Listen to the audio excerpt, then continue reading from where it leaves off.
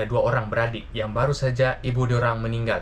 Dengan hati yang belum bersedia kehilangan seorang ibu, diorang pun coba untuk memanggil roh mendiang ibu diorang tuh, yang pada akhirnya betul-betul pula datang. Tapi dalam masa yang sama, ada pula hal yang lain terjadi. Tapi sebelum saya lanjutkan cerita, hai, nama saya Leng. Saya akan kongsikan cerita kisah benar dan seram yang terjadi di muka bumi. Jadi jangan lupa subscribe, tekan butang lonceng supaya kamu dapat notify bila saya upload video baru.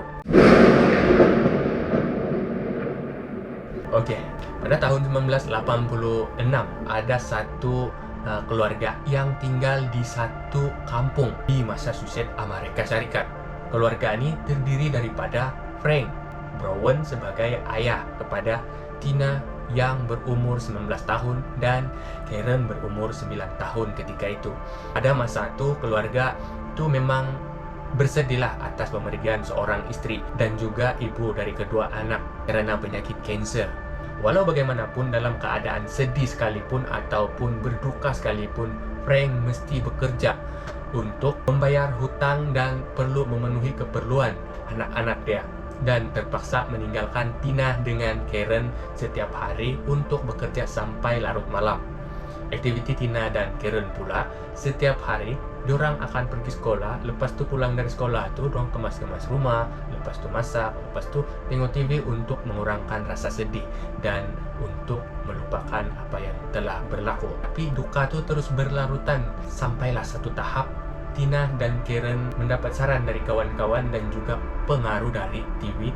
Diorang mengambil keputusan untuk membeli Ouija board untuk memanggil roh ibu diorang. Siapa belum tahu Ouija board tu apa? Ouija board tu macam papan chess, tapi Ouija board ni ada huruf ABC sampai Z dan nomor 0 sampai 9 untuk berinteraksi dengan roh ataupun makhluk gaib. Kemudian ada satu malam tu Frank macam biasalah kerja sampai larut malam. Jadi Tina sama si Karen yang sedang berada di rumah tu ambillah Ouija board yang dorang beli. Lepas tu dorang bawa ke ruang bawah tanah untuk bermain Ouija board tu.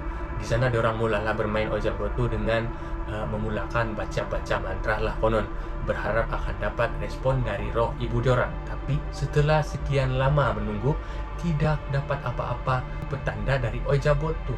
Tidak puas hati, diorang terus ulang dan ulang lagi untuk main Ouija board tu sampailah diorang rasa, cek, tidak ada apa-apa pun, tipu saja semua ini. Akhirnya diorang pun baliklah ke bilik masing-masing untuk tidur. Lepas tu pada pukul 12.30 tengah malam, Tina terjaga dari tidur kerana mendengar ada bunyi ketukan dan suara kaki yang sedang berjalan dari ruang bawah tanah, di mana itu adalah tempat diorang main Ouija board tadi. Tina pun bangunlah dari katil ya sebab takut, lalu pergi ke bilik Karen. Tina pun buka pintu bilik Karen dan mendapati Karen pun sudah terjaga sebab dengar bunyi yang sama. Karena terlalu takut, Tina dan Karen pun setelah bilik yang sama. Tidak lama dari itu, diorang berdua dengar lagi ada bunyi tapak kaki yang menuju ke arah bilik diorang. Dan tidak lama kemudian, tapak kaki itu berhenti di depan bilik diorang. Lepas tu diorang nampak pintu tu perlahan-lahan terbuka dan rupanya itu adalah Frank. Frank pun merasa ada yang pelik. Frank pun tanyalah kepada kedua anak dia tuh, kenapa kamu berdua dalam bilik nih? Ini sudah jam berapa? Kenapa kamu belum tidur? Tina pun ceritalah, tadi diorang main Ouija board di ruang bawah tanah, tapi tidak dapat apa-apa respon dari Ouija board tuh. Diorang pun naik masuk di bilik masing-masing untuk tidur. Lalu diorang mendengar ketukan dan bunyi kaki sedang berjalan dari ruang bawah tanah. Sebab itulah Tina stay di bilik Karen karena takut. Frank pun tidak ambil berat sangatlah dengan apa yang anak-anak dia cerita tuh, sebab Frank memang tidak percaya dengan benda-benda tahyul. Frank pun cakaplah, lepas ni jangan kamu main lagi lah benda-benda macam tu. Ayah penat nih, ayah mau mandi dan mau tidur. Kamu tidurlah di bilik masing-masing, oke? Jam itulah Frank cakap dengan Tina sama si Karen. Lalu Tina pun baliklah di bilik dia dan kemudian tidur. Pagi itu sebelum jalan ke sekolah, Tina sajalah turun di ruang bawah tanah tu, dapati Ouija board tu berantakan. Heranlah si Tina nih, tapi dia tetap berpikiran positif. Dalam pikiran dia, mungkin saja habis main semalam si Karen kasih terabur papan Ouija ini sebab kecewa tidak dapat respon, ataupun mungkin ini adalah angkara tikus-tikus di rumah nih. Jadi Tina pun naik balik dan jalanlah ke sekolah macam biasa. Tapi kesalahan diorang di sini adalah jangan sesekali mengundang jika kamu tidak sudi mengantar pulang. Hari demi hari berlalu dan setiap malam Tina dan Karen semakin jelas mendengar suara-suara yang mengganggu dari ruang bawah tanah, dan semakin lama semakin melarat ke ruang tamu, ke dapur, dan ke depan pintu bilik diorang. Ketika Frank balik dari kerja setiap malam, dia dapati anak-anak dia mesti berdua dalam satu bilik yang sama. Bila Frank tanya Tina dengan si Karen, diorang cerita benda yang sama. Diorang takut dengan gangguan-gangguan di dalam rumah tuh. Sampailah ada satu masa tuh Frank balik dari kerja dan membuka pintu rumah. Frank dapati rumah dalam keadaan sangat berantakan dan semua barang-barang beralih bertukar tempat. Macam barang dapur terpindah di ruang tamu dan barang di ruang tamu terpindah pula di dapur. Masa itu Frank betul-betul bad mood bila nampak rumah yang berantakan. Dalam pikiran si Frank, aduh, ini semua mesti gara-gara kelakuan Tina dan Karen yang semakin lama semakin memberontak. Frank pun naiklah di tingkat atas cek bilik Tina, dan dia dapati Tina tidak ada di dalam bilik tuh. Yang rupanya Tina berada di bilik Karen. Frank pun tanyalah Tina dengan si Karen kenapa buat rumah sampai jadi berantakan.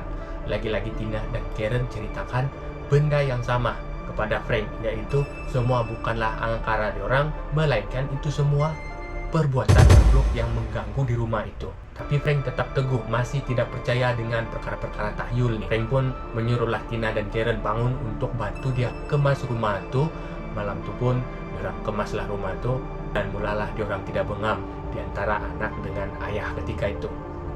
Selepas itu beberapa hari kemudian dari kejadian itu, ada satu malam di mana Tina dan Karen semakin geram dengan bunyi-bunyi yang berada di dapur dan ruang tamu. Lepas itu diorang pun pelan-pelanlah turun untuk cek apa sebenarnya yang berlaku. Sampai di bawah, bunyi-bunyi itu pun hilang secara tiba-tiba. Tidak lama kemudian, ada pula bunyi dari ruang bawah tanah. Tina dan Karen pun ambillah pisau di dapur dan perlahan-lahan turun ke bawah untuk cek keadaan di sana. Sampai saja di ruang itu, diorang nampak ada tulisan di dinding yang berwarna merah. Kalau dibaca, apa kamu melihat? Dalam keadaan terpaku, Tina menjatuhkan pisau yang dia pegang dan menarik tangan Karen berlari keluar dari rumah itu dan terus ke rumah jiran, sementara tunggu ayah diorang balik dari kerja. Di sana Tina dan Karen pun ceritalah apa yang diorang nampak. Jiran itu pun rupanya macam si Frank juga, tidak percaya dengan perkara-perkara tahyul. Jadi jiran Frank itu pun lah si Frank bagi tahu yang Tina dan Karen sedang berada di rumah dia sekarang. Frank pun dengan rasa geram meninggalkan kerja dia dan balik lebih awal dari biasa. Sampai saja di sana, Frank pun ambillah Tina dan Karen yang stay di rumah jiran tuh. Frank pun tanyalah Tina dan Karen kenapa sampai lari dari rumah. Tina dan Karen pun ceritalah dengan Frank.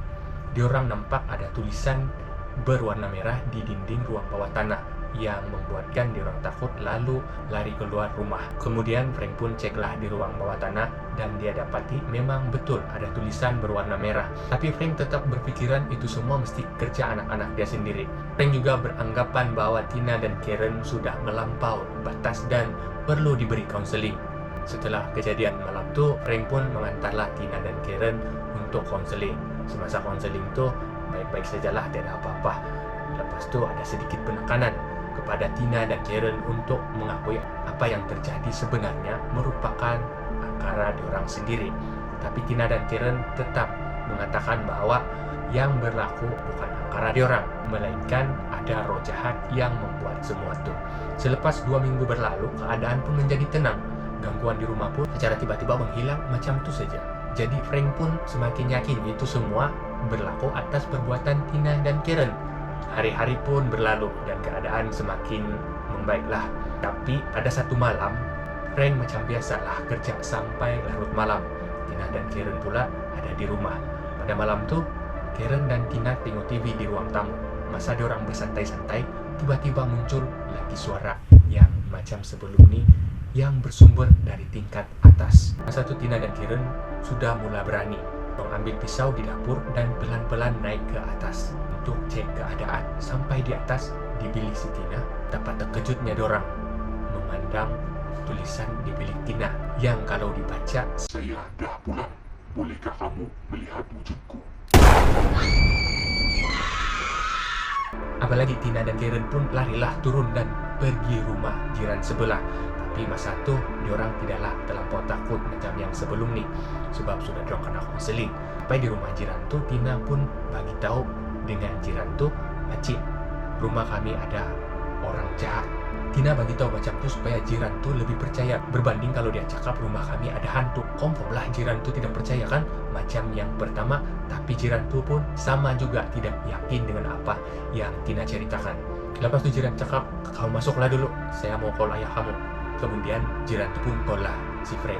Frank pun bergegaslah pulang, masih tinggal kerja-kerja dia pada malam tu. Frank pun pergilah jumpa Tina dengan Karen yang sedang berada di rumah jiran tu.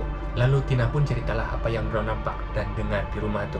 Frank pun cakap Tina dengan Karen, "Oke, kamu tunggu sini sekejap biar ayah pergi ke rumah dan cek. Kalau tidak ada apa-apa, awas saja kamu." Kurang lebih begitulah Frank cakap pada Tina dengan Karen. Frank pun dengan lari anak-anak ke rumah dan terus membuka pintu. Betapa terkejutnya dia bila nampak keadaan rumah begitu berantakan, sampai pinggan TV gambar-gambar yang bergantung di dinding semua jatuh dan pecah. Kemudian dia pun naiklah di tingkat atas cek bilik Karen. Di sana pun sama juga berantakan macam di ruang tamu.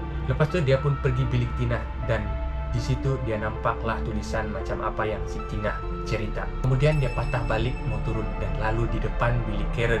Semasa dia lalu di bilik Karen tu, dia terjeling sedikit ke bilik Karen yang pintu bilik tu masih terbuka. Satu dia sudah terlajak sedikit dari bilik Karen tu. Kemudian dia mundur beberapa langkah ke belakang dan betapa meremangnya dia bila nampak ada lembaga putih sedang berdiri memegang kapak. Dalam keadaan terpaku, Frank sempat memerhati seketika lembaga tu. Di sana Frank nampak lembaga tu berambut panjang, memegang kapak dan memakai gaun istri dia yang berwarna putih dan penuh dengan percikan darah. Frank juga mendapati lembaga itu bukanlah seorang perempuan karena tubuh lembaga itu seolah-olah macam seorang lelaki. Dalam keadaan yang meremang dicampur pula dengan rasa seram, Frank pun menjerit, "Siapa kamu?" Kemudian lembaga itu pun berlari menyerang Frank. Dalam keadaan panik dan rasa seram, Frank mengelak serangan lembaga itu dan membuat perlawanan sebelum Frank terlempar dan tergolek jatuh di tangga. Masa Frank masih tertiarap di lantai bawah, dia dengar tuh kalibat tuh macam berlari ke bilik Tina dan menutup pintu. Dalam keadaan kesakitan, Frank pun cepat-cepat berdiri dan mengejar kalibat tuh. Sampai di bilik Tina tuh, Frank pun membuka pintu dan mendapati lembaga yang dia kejar tuh menghilang entah kemana. Lepas itu macam-macam lah yang timbul dalam kepala Frank. Yang sebelum ni dia tidak percaya dengan cerita Tina dengan si Karen, akhirnya percaya. Kemudian Frank pun turunlah keluar dari rumah itu dan berjumpa dengan Tina dan Karen, lalu meminta jiran itu melaporkan polis setempat. Frank juga sempat meminta maaf pada Tina dan Karen sebab selama ini dia biarkan Tina dengan si Karen itu tinggal bersama makhluk misteri di rumah itu. Setelah selang beberapa menit, polis pun sampailah di tempat kejadian dan mula menyiasat kawasan rumah Frank.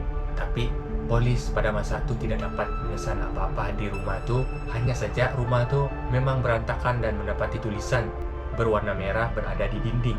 Dan ternyata tulisan itu ditulis menggunakan sos tomato. Polis pun menganggap ini adalah perbuatan penyusup yang sengaja menakut-nakutkan keluarga Frank dan bukanlah aktiviti makhluk halus. Polis pun bagi arahan kepada Frank dan anak-anak untuk tinggal di tempat lain sementara polis jalankan siasatan kes ni, dan polis perlu memantau rumah Frank selama 24 jam karena kes ni bukanlah sesuatu yang mudah. 2 minggu pun berlalulah dari kejadian itu. Pada Januari tahun 1987, Frank balik ke rumah untuk ambil baju ganti anak-anak dia di rumah itu. Masa itu ada 2 orang polis berjaga. Polis pun sapalah si Frank dan bagi tahu keadaan rumah Frank itu oke-oke saja, tidak masalah apa-apa. Frank pun tersenyum kecil dan meminta kebenaran kepada polis itu untuk masuk dalam rumah ambil baju ganti anak-anak dia. Polis pun mempersilahkan Frank dan sebelum Frank masuk ke dalam rumah itu, dia saja-sajalah round-round pusing-pusing sekitar halaman dan ke belakang rumah. Masa si Frank berada di belakang rumah dia, dia nampak lampu bilik Tina menyala dan beberapa saat kemudian mati semula. Dalam pikiran Frank, mesti ada orang dalam rumah ini. Frank pun pergilah depan rumah semula bagi tahu polisi yang berjaga pada masa itu, dan dia pun ceritalah apa yang dia nampak. Tanpa membuang masa lagi, polis pun membuat panggilan ke pusat untuk meminta bantuan. Lama kemudian beberapa polis pun sampai di tempat kejadian itu. Jadi di mana tujuan Frank untuk mengambil baju ganti anak-anak dia pun masuklah dalam rumah itu dengan kawalan polis. Bila Frank buka pintu rumah itu, yang first diorang nampak ialah keadaan rumah itu terlalu berantakan dan semakin teruk dari sebelum ini. Diorang dapati juga ada bungkusan makanan di sudut-sudut yang baru saja dibuang, dan gambar-gambar keluarga di ruang tamu itu pecah dan ada tulisan kecil yang berbunyi, "Aku Bunuh kamu semua. dan diorang naiklah di tingkat atas untuk ambil baju ganti itu. Bila sampai saja di bilik Tina, diorang nampak almari baju Tina itu terbuka dan baju-baju Tina semua terkeluar dan semua macam sudah kena pakai. Lepas itu gambar-gambar Tina yang berada di dinding, ada tulisan yang kalau dibaca, Mari kawin denganku." masa tengah-tengah sibuk melihat keadaan ruang bilik itu, salah seorang polis mendengar bunyi seretan yang berasal dari bilik air Tina. Diorang pun ceklah dalam bilik itu, tapi diorang dapati tidak ada apa-apa dalam bilik air itu. Kemudian salah seorang polis mengalihkan salah satu perabot yang ada di dalam bilik air itu, dan ternyata, coba kamu teka apa yang diorang nampak. Dinding itu ternyata ada lubang. Kalau cakap kecil, tidak juga terlampau kecil, sebab badan orang boleh masuk. Salah seorang polis pun masuklah dalam lubang itu. Dan polis yang lain yang sedang berada di luar lubang itu dengarlah macam ada orang gaduh di dalam lubang itu. Dan tidak lama kemudian polis itu pun keluar dari lubang itu dan macam menarik sesuatu dari lubang itu. Betapa terkejutnya Frank bila polis mengeluarkan seseorang yang itu ternyata ex-boyfriend si Tina yang bernama Daniel Atlante. Daniel pun lalu dibawa ke balai polis dan disoal siasat. Sebelum itu kita ke latar belakang Daniel. Daniel ini merupakan anak dari keluarga yang tidak bahagia. Dia selalu dipukul oleh ayah dia yang membuatkan dia menjadi anak yang lembab belajar di sekolah, susah untuk belajar. Sampai cikgu dia cakap Daniel ini budak nakal. Selain selalu dipukul oleh ayah dia, Daniel juga merupakan mangsa bully di sekolah karena dianggap sangat lembab, yang pada akhirnya membuatkan Daniel menjadi seorang pencuri, tukang skodeng, dan kaki pukul. Sebelum Daniel kena tangkap karena menyusup masuk di rumah Frank, memang dia selalu masuk keluar penjara. Alasan kenapa dia tidak kena penjara untuk jangka masa yang lama, karena masa itu dia belum cukup umur. Umur dia baru 17 tahun. Polis anggap perbuatan Daniel hanyalah dasar jiwa memberontak dari seorang remaja dalam proses untuk meningkat dewasa. Polis pun buat macam tangkap, lepas itu kasih keluar balik, tangkap lagi, kasih keluar lagi balik, yang pada akhirnya membawa ke puncak peragutan nyawa. Dan nyawa, siapa yang dia bunuh? Mesti itu yang jadi persoalan dalam kepala kamu. Oke, di akhir video ini kamu akan tahu siapa yang dia bunuh. Sebelum itu saya akan cerita macam mana dia boleh jadi ex-boyfriend si Tina dan masuk dalam rumah untuk menyamar jadi mendiang ibu Tina dan Karen. Begini, Daniel ini selalu skodeng rumah orang untuk mencuri barang-barang berharga. Tidak kiralah itu duit kah ataupun perhiasan, semualah dia sapu. Jadi ada satu masa nih dia jalan-jalan untuk cari rumah yang sesuai untuk dijadikan sasaran dia. Masa dia jalan-jalan tuh, dia nampaklah rumah Frank yang sedang kosong. Sebab Frank ketika itu dia pergi kerja, Tina dengan si Karen pergi sekolah. Kemudian dia pusing-pusinglah rumah Frank tuh untuk cari jalan masuk. Entah macam mana lah dia boleh masuk, ya nama dia juga kan pencuri. Lubang tikus pun jadilah, yang penting dia dapat masuk. Jadi bila sudah masuk dalam rumah Frank itu, dia pun geledahlah rumah Frank untuk cari barang-barang berharga. Tengah cari-cari itu, di situ dia nampak pula gambar Tina di dinding yang membuatkan dia jatuh cinta di pandang pertama. Bila sudah nampak gambar itu, bertukar pula niat dia yang tadi mau mencuri, yang sekarang mau kenalan pula dengan tuan rumah. Jadi dalam keadaan yang sudah mabuk cinta dengan hanya sekeping gambar, dia pun cari-carilah info pasal si Tina nih. Cari punya cari, dia pun dapatlah tahu di mana Tina bersekolah, apa nomor handphone Tina, semualah dia dapat.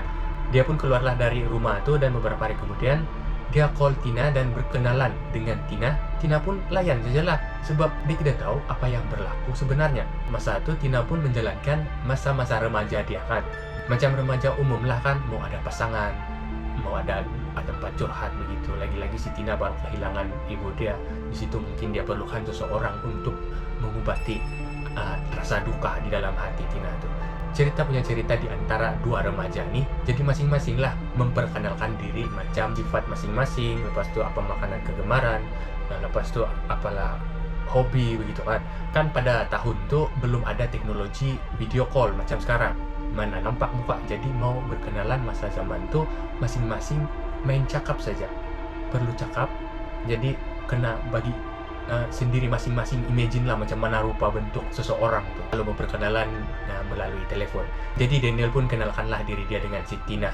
Dia cakap konon dia bijak, handsome, tubuh badan yang tinggi, tagap konon lah. Tina pun mulalah semakin rasa mau lebih kenal lebih dalam lagi pasal si Daniel.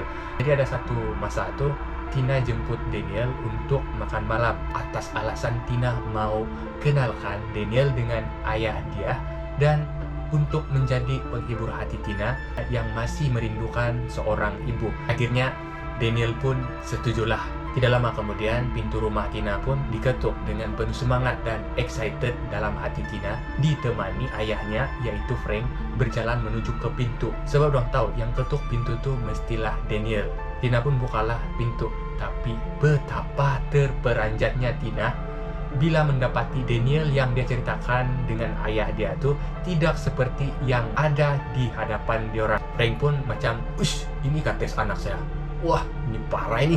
Tina pun merasa malu lah dengan ayah dia sebab Daniel yang dia ceritakan tidak seperti Daniel yang ada di depan diorang. Berbaju lusuh, rambut tidak terurus, muka kusam, badan pun tidak tagak macam apa yang dalam cerita.